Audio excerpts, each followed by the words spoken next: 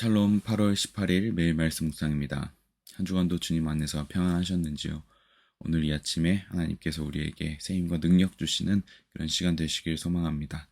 오늘은 지난 시간에 이어서 계속해서 기도에 대한 내용을 나누기 원합니다.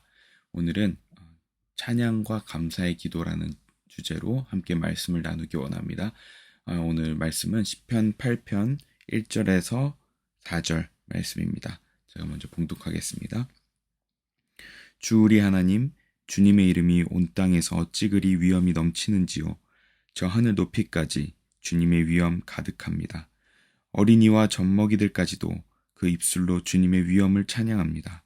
주님께서는 원수와 복수하는 무리를 꺾으시고 주님께서 맞서는 자들을 막아낼 튼튼한 요새를 세우셨습니다. 주님께서 손수 만드신 저 큰 하늘과 주님께서 친히 달아놓으신 저 달과 별들을 내가 봅니다. 사람이 무엇이기에 주님께서 이렇게까지 생각하여 주시며 사람의 아들이 무엇이기에 주님께서 이렇게까지 돌보아 주십니까? 아멘.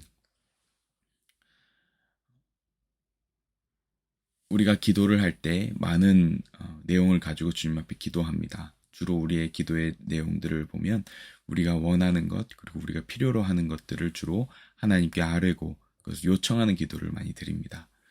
그러나 우리가 쉽게 간과하는 것은 우리가 드려야 하는 기도는 먼저 하나님께 감사와 찬양을 드려야 한다는 것입니다. 왜냐하면 하나님은 찬양받기에 합당하신 분이시기 때문입니다. 우리가 주기도문을 할 때에도 마찬가지로 우리가 하나님의 이름을 부른 다음에 우리의 기도의 제목을 먼저 드리는 것이 아니라 하나님과 하나님 나라를 위한 기도를 먼저 드립니다. 그것이 주기도문에 나타난 특징인데요. 우리 또한 기도를 할 때 내 필요와 어떤 내가 드려야 하는 어떤 상황을 바꾸어야 하는 그런 기도의 제목들을 올리기보다 먼저 하나님 나라를 위하여서 하나님의 이름을 위하여서 기도를 해야 한다는 것을 우리는 주기도문을 통해서 먼저 알 수 있습니다.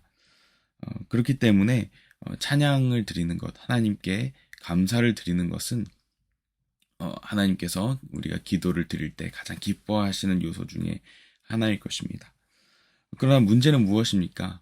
우리가 하나님을 찬양해야 된다, 우리가 하나님께 감사해야 된다라고 할 때 우리 머릿속에 그것이 꽉 차서 넘치는 것은 찾기 쉽지 않습니다. 왜냐하면 우리가 본능적으로 하나님을 사랑하고 찬양하는 것이 어렵기 때문입니다. 사실은 하나님을 높이고 하나님을 찬양하는 것은 우리의 창조 목적입니다. 우리가 계속해서 이사야서 말씀을 보고 있지만 하나님께서 우리에게 나의 영광을 위하여 창조한 자를 오게 하라 라는 말씀이 있는 것처럼 우리는 우리의 존재 목적 자체가 하나님께 영광을 돌리는 존재이지만 죄로 인하여서 타락함으로 인하여서 하나님께 영광을 돌리기는커녕 우리의 자신을 위해서 우리의 영광을 위해서 살아가려고 하는 것이 우리 죄된 본능이고 속성입니다. 그렇기 때문에 하나님을 찬양하라 라고 하면 그것이 참으로 어렵고 또 믿지 않는 사람들이 하나님께 감사해라 라고 하면 반감이 먼저 드는 것이 우리의 본능입니다. 그러나 참 그렇다면 어떻게 우리가 찬양을 할 수 있을까요? 그런 존재가 아닌데 어떻게 우리가 찬양을 할 수 있고 감사를 할 수 있나요?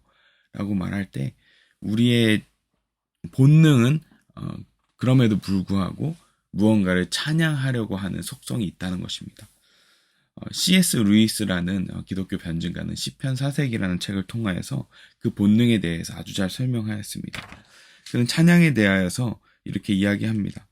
사람들은 자신이 귀하다고 생각하는 것은 즉각적으로 칭송하고 우리로 하여금 함께 자발적으로 칭송하도록 요청한다. 그 여자 얼마나 아름답니? 그것 멋지지 않니? 그것이 웅장하다고 생각하지 않니? 시편의 시인들이 모든 사람으로 하여금 하나님을 찬양하도록 권하는 것은 모든 사람들이 자신이 귀하게 여기는 것에 대해 말하고 싶어하는 것과 똑같다. 이렇게 설명하고 있습니다. C.S. 루이스는 사람 본능은 사람의 존재는 어떤 스스로가 무언가 가치 있게 여기고 또 귀하다고 여기는 것에 대해서 칭송하려는 어떤 습성과 본능이 있다고 이야기하고 있습니다. 그런데 그 본능을 아주 잘 표현한 것이 바로 시편인 것이고, 왜냐하면 그 시편은 하나님의 존재를 자랑하고 감사하고 찬양하는 것이 수두룩하게 있기 때문이라고 이야기합니다. 그러므로 시편을 통하여서 우리는 우리가 가장 귀하게 여겨야 하는 것에 대해서 시편을 통하여서 그것을 우리가 표현할 수 있고 도움을 받을 수 있다라고 이야기합니다. 그러면 우리 본능 자체, 우리의 본성 자체는 하나님을 인정하기도 싫어하고 또 하나님을 높이는 것도 어려워하지만 우리가 시편을 통하여서 하나님께 감사할 수 있는 그런 가이드라인을 받을 수 있다는 것입니다. 그 가운데서 이 시편 8편은 하나님의 이름에 대해서 찬양하고 감사하고 있는 시입니다. 제가 시편에 나와 있는 하나님에 대한 자랑의 표현들, 특별히 오늘 시편 1편에 보면 주님의 이름이 온 땅에서 어찌 그리 위엄이 넘치는지요 라고 하는 어찌 그리, 이 감탄사의 표현이 들어간 구절들이 얼마나 있는지 시편에 찾아보니까요. 대략 한 10개 정도의 시에서 나타나고 있는 것을 바라보았습니다. 참 놀라운 점은 이 어찌 그리라는 이 표현을 가지고 정말 이 10가지의 다양한 주제들을 높이고 있었습니다. 한번 잠깐 제가 살펴보자면 오늘 시편 8편에 보면 하나님의 이름이, 여호와의 이름이 온 땅에서 어찌 그리 위엄이 넘치는지요. 그 모든 만물 통해서 시편 기자는 그 하나님의 이름이, 그리고 그 이름이 위엄 있는 그 이름이 얼마나 높은지 감탄하고 있습니다. 이것도 하나님의 이름을 찬양하고 감사하는 것이죠. 또 시편 31편에 보면 주를 두려워하는 자를 위하여 쌓아두신 은혜, 곧 주께 피하는 자를 위하여 인생 앞에 베푸신 은혜가 어찌 그리 큰지요. 하나님이 인생 가운데 베푸신 은혜에 대해서 놀라고 감탄하고 있습니다. 또 시편 36편에는 7절에 이렇게 되어 있습니다. 하나님이여 주의 인자하심이 어찌 그리 보배로운지요. 하나님의 인자하심을 노래하고 그것이 얼마나 소중하고 보배로운지 이야기하고 있습니다. 시편 66편 3절에는 이렇게 되어 있습니다. 주의 일이 어찌 그리 엄위하신지요. 하나님께서 하신 일이 정말 놀랍고 위엄있고 가볍게 하지 않으신다는 것을 찬양하고 있습니다. 시편 84편에는 이렇게 되어 있습니다. 만군의 여호와 주의 장막이 어찌 그리 사랑스러운지요. 하나님이 거하시는 그 장막, 성전을 이야기하죠. 이때 다윗이 살았던 이 시대에는 성전이 없었으니 그가 하나님의 법궤를 모셔놓은 그 장막, 텐트를 이야기합니다.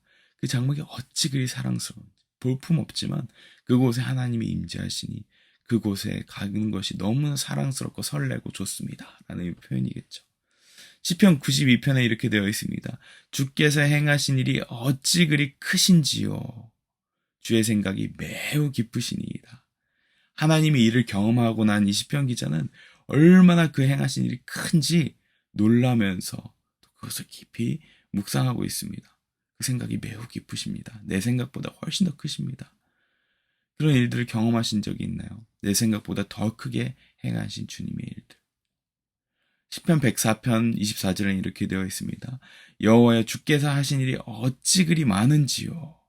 주께서 지혜로 그들을 다 지으셨으니 주께서 지으신 것들이 땅에 가득하나이다. 하나님이 창조하신 만물들을 보면서 하나님이 얼마나 많은 일들을 행하셨는지에 대해서 감탄하고 있는 것이죠. 시편 119편은 말씀장으로 유명합니다.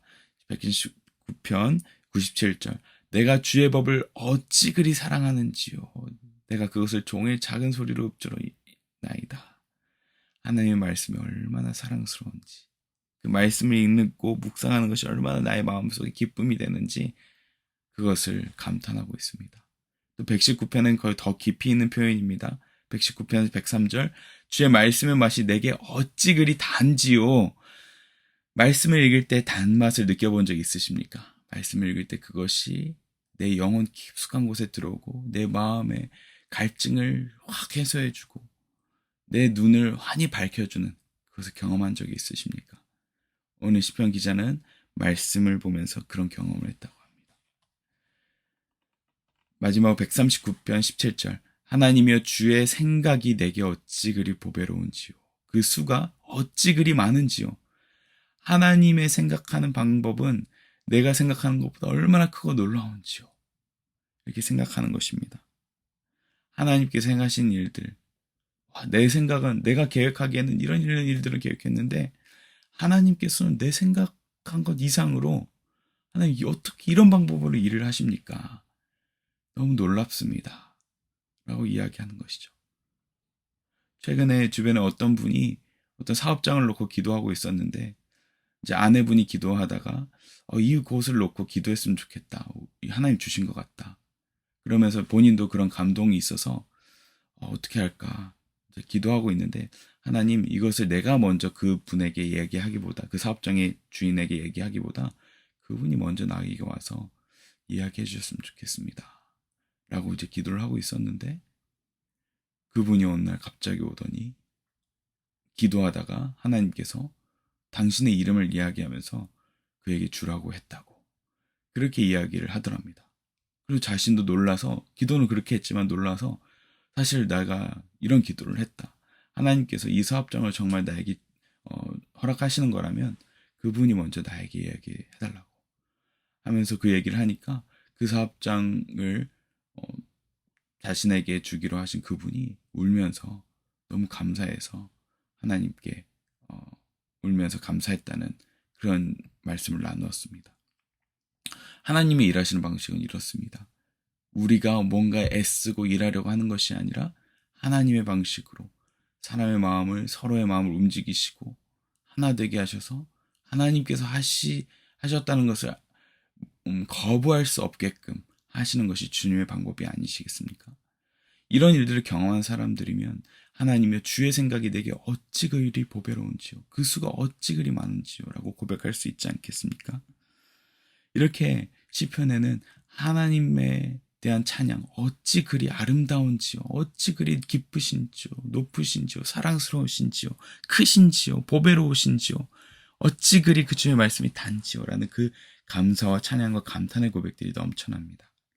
오늘 본문 말씀 주 우리 하나님 주님의 이름이 온 땅에 어찌 그리 위엄 넘치는지요.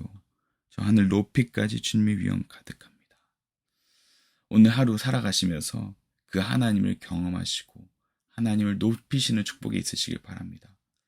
혹여나 하나님을 찬양해야 하고 감사해야 되지만 그 제목도 기억나지 않으시는 분들, 내가 어떻게 찬양해야 될지 모르겠습니다 라고 하시는 분들은 오늘 이 시편의 말씀들을 쭉 훑어보시면서 하나님을 찬양한 내용들만 한번 묵상해 보시기 바랍니다.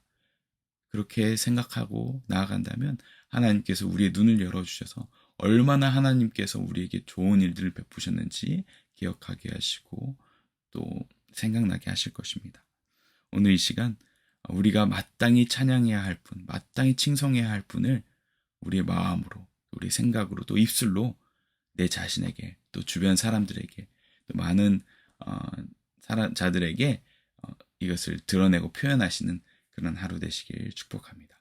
기도하겠습니다. 하나님 아버지, 주님의 사랑과 주님의 이름이 어찌 그리 우리에게 큰지요. 하나님 그 사랑 우리가 이 땅에 살면서 다 깊이 알진 못하겠지만 하나님 간절히 기도하는 것은 조금이라도 하나님의 사랑과 하나님의 그 위엄과 그 놀라우심을 맛볼 수 있도록 하나님 우리의 눈과 귀를 열어주시옵소서. 그리하여 해서 오늘 하루를 살아가는 동안에 하나님의 그 놀라우심이 얼마나 큰지 내 일상 속에서 또 내 주변 사람들을 통하여서 또 내가 행하신 일들을 통하여서 그것을 맛보고 경험할 수 있는 축복을 허락하여 주시옵소서. 그래서 우리의 기도의 내용이 주님께 감사와 찬양의 내용으로 가득가득 찰 수 있도록 인도하여 주시옵소서. 감사드리며 예수님 이름으로 기도합니다. 아멘.